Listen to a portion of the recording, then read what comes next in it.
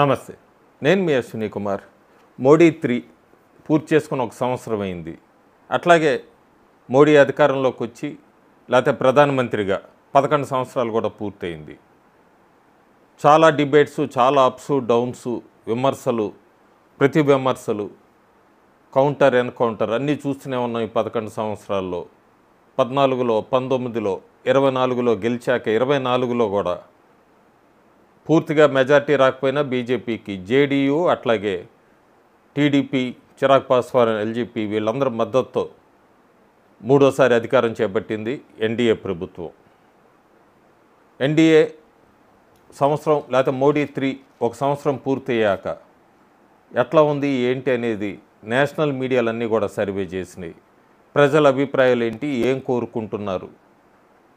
దానికన్నా ముందు చాలా అద్భుతమైన విజయం అని చెప్పచ్చు మనం. పావర్టీ లైన్ 2011-12లో పావర్టీ ఇండియాలో 27.1% ఉండేది. వరల్డ్ బ్యాంక్ రిలీజ్ చేసింది ప్రస్తుతం, అంటే 22-23 అక్కడ దాకా రిలీజ్ చేసింది. అట్లా ఎంత డ్రాప్ అయింది పావర్టీ భారతదేశంలో అన్నది 5.3% వరకు అని. 270 మిలియన్స్ ప్రజలంతా కూడా ఈ పేదరికం పావర్టీ నుంచి బయటకు వచ్చారు భారతదేశంలో. అలాగే రూరల్ పావర్టీ కూడా 7.2%కి డ్రాప్ అయిందని. సో ఇది ఒక గొప్ప విజయం కింద చెప్పచ్చు. పేదరిక నిర్మూలన పూర్తిగా అన్నవైపు వెళ్తోంది మోడీ ప్రభుత్వం. ఇంకొక పాయింట్ తీసుకుంటే మనం నేషన్ ఫస్ట్ అని ఎప్పుడూ చెప్తూ ఉంటాం. చాలా విజయాలు చాలా ఉన్నాయి. స్లైడ్స్ ప్రజెంట్ చేస్తాను వీడియోలో, చాలా ఉన్నాయి. నేను కొన్ని కీ పాయింట్స్ చదువుతాను. నేషన్ ఫస్ట్, నేషనల్ సెక్యూరిటీ కానీ, ఫారిన్ పాలసీ కానీ. ఆపరేషన్ సింధూర్ అందరికీ తెలిసిందే, మధ్య జరిగింది. ఒక 100 మంది పైన టెర్రరిస్టులు చనిపోవటము, ఇదంతా కూడా మిసైల్స్తో మన భారత్ మిసైల్స్ అటాక్ చేయటం. డిఫెన్స్ ఎక్స్పోర్ట్ అయితే ఆల్ టైమ్ హై 23,622 కోట్లకి 2025 ఫైనాన్షియల్ ఇయర్కి చేరింది. ఆర్టికల్ 370 అట్లాగే ఆర్టికల్ 35A ఇదంతా కూడా మన భారత రాజ్యాంగం నుంచి తొలగించబడింది. ఆపరేషన్ కావేరి 3,000+ ఇండియన్స్ని మొత్తం అంతా కూడా సుడాన్ నుంచి తీసుకొని వచ్చారు. ఇది కూడా ఒక గొప్ప విజయము. ఇది బయటికి పెద్దగా మీడియా ఎక్స్పోజ్ చేయలేదు. 3,000 మందిని మనం మళ్ళీ భారతదేశానికి రప్పించింది. అట్లాగే యుక్రెయిన్ నుంచి 22,500 మందిని, అక్కడ యుక్రెయిన్ రష్యా యుద్ధం జరుగుతుంది, మన భారతీయుల్ని స్వదేశానికి 22,500 మందిని రప్పించగలిగింది భారత ప్రభుత్వం సురక్షితంగా. అట్లాగే వందే భారత్ ఫ్లైట్స్ ద్వారా ఇప్పటికీ 1,80,00,000 మంది ప్యాసింజర్స్ని ఫెసిలిటేట్ చేసింది. డిఫెన్స్ ఎక్స్పోర్ట్స్లో 2014 నుంచి చూసుకుంటే 34 సార్లు డబుల్ అయింది, రైజ్ అయింది. అంతేకాకుండా 2 లక్షల COVID-19 వ్యాక్సిన్ డోసెస్ని మనం యునైటెడ్ నేషన్స్కి గిఫ్ట్ కింద ఇవ్వగలిగాము. 30 కోట్ల పైన వ్యాక్సిన్ సప్లై చేశాము 100 దేశాలకి. 5,000 ఐటమ్స్ని మనం డిఫెన్స్ లిస్టులో యాడ్ చేసుకోగలిగాము. ఇదంతా కూడా మోడీ ప్రభుత్వ విజయం అని చెప్పచ్చు. అంతేకాకుండా వైలెన్స్కి సంబంధించి వైలెన్స్ ఇన్సిడెంట్స్ అంతా కూడా 81% డ్రాప్ అయింది ఈ 11 సంవత్సరాలు. ఇదివరకు ఎప్పుడు చూసినా కూడా ఎక్కడో ఒక చోట అల్లర్లు, కుట్రలు, బ్లాస్ట్లు, మతకల్లోలాలు అన్నీ జరుగుతుండేవి. ఈ 11 సంవత్సరాల్లో 81% వైలెన్స్ ఇన్సిడెంట్స్ డ్రాప్ అయినాయి. సో ఇవి ఒక గొప్ప విజయాలు. వీటన్నిటినీ బేస్ చేసుకొని ఇండియా టుడే సీ వాటర్ లేదా ఆజ్ తక్ సీ వాటర్ ఒక సర్వే చేశారు.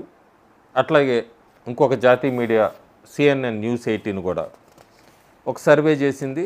11 సంవత్సరాలు మోడీ ప్రభుత్వం, అట్లాగే మోడీ 3 వీటి మీద మీ అభిప్రాయం చెప్పండి ఏంటి అంటూ కూడా డిఫరెంట్ ఇష్యూస్ని తీసుకున్నారు వీళ్ళు సర్వే చేసేటప్పుడు. అందులో ముఖ్యంగా మోడీ గవర్నమెంటు గ్లోబల్ స్టాండింగ్లో ఎట్లా ఉంది ఏంటి అంటే 71% మంది ఎన్డీఏకి సంబంధించిన వాళ్ళు, అట్లాగే అపోజిషన్ పార్టీకి సంబంధించిన వాళ్ళు 41% బాగుందని చెప్పారు.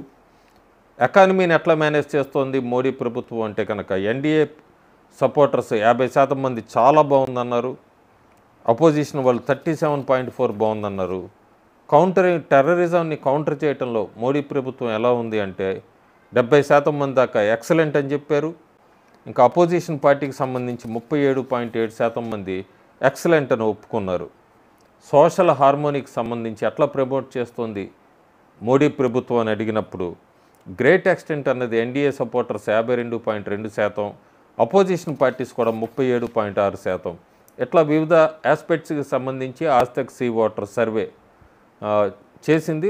ఫైనల్గా మళ్ళీ మీరు 2029 తర్వాత కూడా మోడీ ఉండాలని కోరుకుంటున్నారంటే అనూహ్యంగా 69-70% దాకా అవును మళ్ళీ మోడీయే ఉండాలంటూ కూడా ఆ సర్వేలో 29 తర్వాత కూడా మోడీయే ప్రధానమంత్రిగా కొనసాగాలని భారతీయులందరూ కూడా కోరుకుంటున్నారు.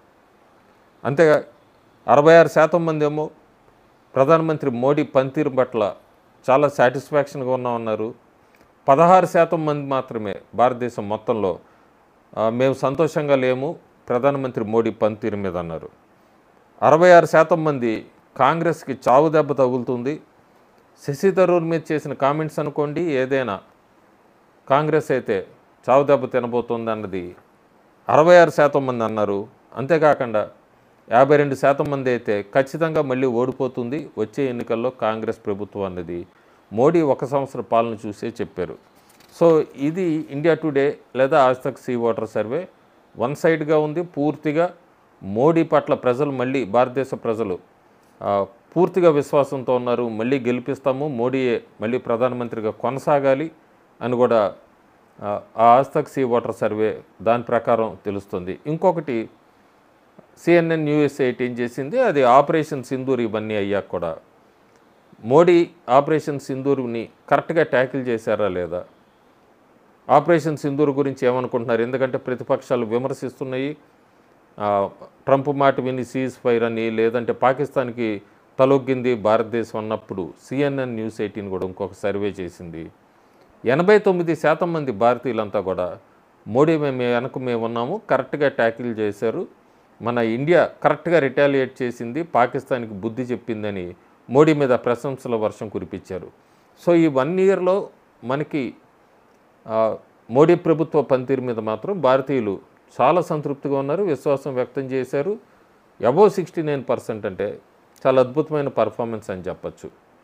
ఇంకా అట్లాగే ప్రతిపక్షం లేదా కాంగ్రెస్ కూటమి ఎంతసేపటికి జేడీయూ టీడీపీ ఎవరో ఒకళ్ళు విడిపోతారు, ఎన్డీఏ ప్రభుత్వం కూలిపోతుంది, మళ్ళీ ఎన్నికలకి వెళ్ళొచ్చు అన్న ఆలోచనతో 1 సంవత్సరం నుంచి ఎత్తులు పై ఎత్తులు వేస్తూనే ఉన్నారు. కానీ ఇంకా ఎన్డీఏ ప్రభుత్వం స్ట్రాంగ్ అయింది. టీడీపీ అధినేత ఆంధ్రప్రదేశ్ ముఖ్యమంత్రి చంద్రబాబు నాయుడు అయితే మోడీ ప్రభుత్వం 2029 కాదు ఎన్ని సంవత్సరాలైనా కూడా మేము పొత్తులో వెళ్తూనే ఉంటామని చెప్పారు. జేడీయూ నితీష్ కుమార్ కూడా అట్లాగే ముందుకి వెళ్తామని కూడా చెప్పారు. ఇంకో అద్భుతమైన విజయం సాధించింది మోడీ 3లో ఏంటంటే వక్ఫ్ అమెండ్మెంట్ బిల్లుని. ఇది కూడా ఎన్డీఏలో ఉన్న మిత్రపక్షాలు ఒప్పుకోవేమో లేకపోతే బిల్లు పాస్ చేయడానికి అడ్డం పడతాయేమో అని చాలామంది అనుమానించారు. అవన్నీ కూడా పటాపంచలు చేస్తూ వక్ఫ్ అమెండ్మెంట్ బిల్ పాస్ అవటం ఇదంతా కూడా మోడీ 3లో ఒక పక్క ఆపరేషన్ సింధూర్ లాంటిదే కాకుండా ఇంకో పక్క ఇట్లాంటి బిల్స్ని కూడా మోడీ డైనమిక్స్ అని చెప్పచ్చు. అద్భుతంగా వీళ్ళంతా కలిసి ఎన్డీఏ మోడీ 3 1 ఇయర్ పూర్తయింది. రాబోయే రోజుల్లో కూడా మనం కొన్ని బిల్స్ చూడబోతున్నాము, చాలా పెద్ద ఇంపార్టెంట్ బిల్సే చూడబోతున్నాము. వీటన్నిటికీ కూడా ఎన్డీఏలో ఉన్న కూటమి అంతా కూడా మద్దతు ఇస్తారని చెప్తున్నాయి. కాబట్టి ప్రస్తుతానికి మోడీ ప్రభుత్వానికి వచ్చిన డోకా ఏం లేదు. ఇక్కడ ఇంకొక కీ పాయింట్ ఏంటంటే భారతదేశ ప్రజలు మోడీ స్థానంలో ఇంకొకరిని అప్పుడే ఊహించుకోలేకపోతున్నారు. 2029 తర్వాత కూడా మాకు మోడీయే కావాలి అనేదైతే భారతదేశ ప్రజలందరూ కోరుకుంటున్నారు. కానీ బీజేపీలో మరి 75+ తర్వాత మోడీ ఏమైనా తప్పుకొని ఇంకొకరికి ఇస్తారా అనేది, లేదా ఆయనే ప్రధానమంత్రిగా కొనసాగుతారా అనేది అయితే మాత్రం మనకి 2027 దాకా వేచి చూడాల్సిందే. ప్రస్తుతానికి బీహార్కి, అస్సాము ఈ 2 రాష్ట్రాల్లో ఎన్నికలు రాబోతున్నాయి. ఈ 2 రాష్ట్రాలు అయితే ఎన్డీఏ కూటమి ఖచ్చితంగా గెలుచుకుంటుంది. కీ రోల్ లేదా పరీక్షా కాలం అని చెప్పచ్చు 2026. తమిళనాడు, వెస్ట్ బెంగాల్, కేరళ ఈ 3 రాష్ట్రాల్లో ఎన్నికలు జరగబోతున్నాయి.